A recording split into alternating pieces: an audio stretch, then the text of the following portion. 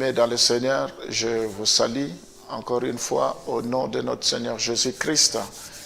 Nous allons prier parce que la Bible dit que tout ce qui respire loue l'Éternel. C'est une grâce d'être en vie. Il faut que nous soyons reconnaissants par rapport à cela. Voilà pourquoi nous allons prier avant que nous puissions écouter la parole. Prions. Seigneur, nous te disons merci. Il n'y a pas deux jours qui se ressemblent devant toi. À chaque jour suffit sa peine. Merci parce que nous croyons que la journée d'aujourd'hui, c'est une journée spéciale, c'est une journée bénie. Nous croyons, Seigneur, que tout ce que nous allons entreprendre sera sous ton contrôle. Tu as dit le bonheur et la grâce vous accompagneront tous les jours de votre vie. Tous les jours, nous croyons que le bonheur nous accompagne aujourd'hui. Seigneur, nous voulons que le ciel soit favorable.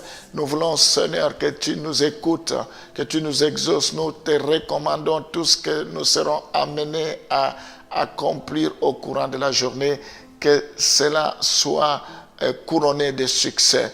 Nous voulons que les portes qui étaient fermées s'ouvrent, parce que c'est toi qui as la clé de David. Quand tu ouvres, personne ne peut fermer. Quand tu fermes, personne ne peut ouvrir.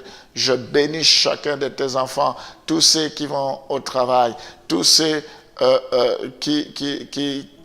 qui font des démarches, que toi tu puisses répondre favorablement à leurs attentes. Sois loué à jamais.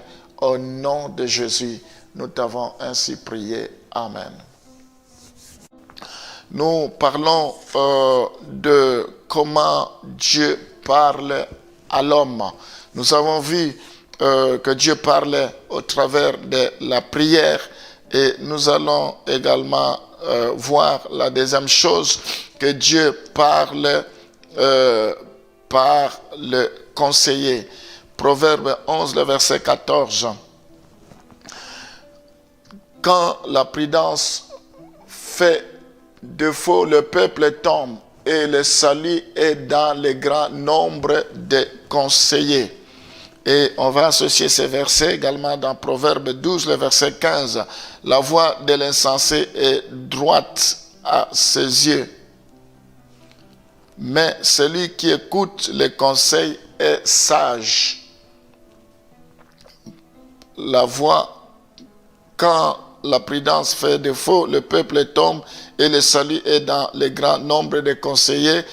La voie de l'insensé est droite à ses yeux, mais celui qui écoute les conseils est sage. Nous voyons, deuxièmement, Dieu communique la voie à travers les conseillers. Sa volonté plutôt à travers des conseillers chrétiens.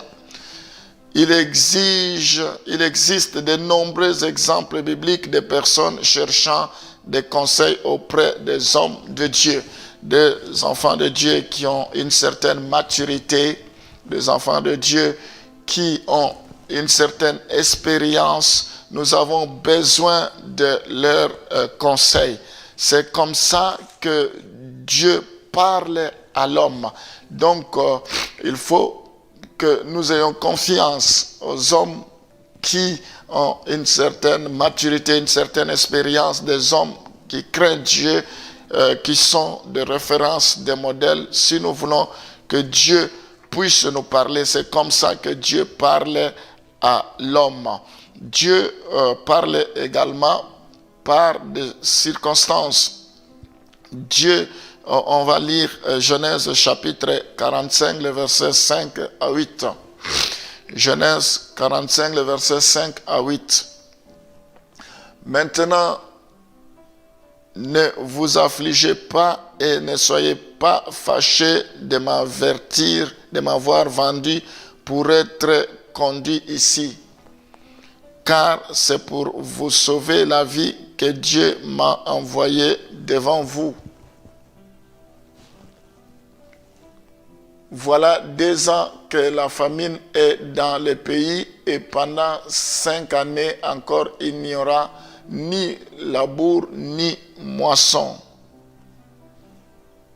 Dieu m'a envoyé devant vous pour vous faire subsister dans le pays et pour vous faire vivre par une grande délivrance.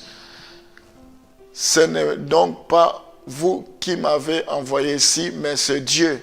Il m'a établi père de Pharaon, maître de toute sa maison et gouverneur de tout le pays d'Égypte. Nous voyons Dieu communique son plan à travers les circonstances. Un excellent exemple de ceci dans l'Ancien Testament est la vie de Joseph enregistrée dans Genèse 37, Genèse 50. Nous voyons donc Genèse 37, chapitre 37 jusqu'au chapitre 50. Nous voyons que le frère de Joseph le vendirent en esclavage en Égypte, mais il a considéré comme étant la direction de Dieu. C'est ce que la Bible nous dit ici. Nous voyons que Dieu parle à l'homme, premièrement par la prière. Ensuite, Dieu parle à l'homme, comme nous venons d'écouter, par les conseillers. Et Dieu parle également à l'homme par des circonstances. Nous voyons ici, ils ont médité le mal contre Joseph, mais Dieu a changé cela en bien. Ici, Joseph dit que Dieu m'a envoyé devant vous pour vous faire subsister dans le pays et pour vous faire vivre par une grande délivrance. Donc, il y avait la famine qui devrait s'abattre. Et Joseph reconnaît que ce n'est donc pas vous qui m'avez envoyé ici, mais c'est Dieu. C'est Dieu qui l'a établi père de Pharaon, maître de toute sa maison et gouverneur de tout le pays d'Égypte. Donc ce passage montre que Dieu est capable de changer de circonstances. Dieu est capable de nous parler derrière des circonstances, derrière des événements. Nous ne devons pas voir toujours derrière les circonstances le diable. Nous ne devons pas voir toujours derrière certaines circonstances l'ennemi. Non, nous devons glorifier Dieu en toutes circonstances parce que Dieu est capable de changer des circonstances négatives pour que ça devienne des circonstances positive. Et ma prière ce matin, c'est aujourd'hui que Dieu change en bien toutes les circonstances, tout ce que tu as à dire comme difficulté, comme épreuve, que Dieu change cela, que cela devienne une bénédiction pour toi, au nom de Jésus-Christ de Nazareth. Nous allons prier, alléluia. Éternel, celui qui change le mal en bien, tu es celui qui change les peines en joie, tu es celui qui change des circonstances négatives en circonstances positives, parce que tu es le maître des temps et des circonstances. Tu as changé les circonstances sur lesquelles Joseph n'avait aucun contrôle personnel, il n'avait aucun contrôle.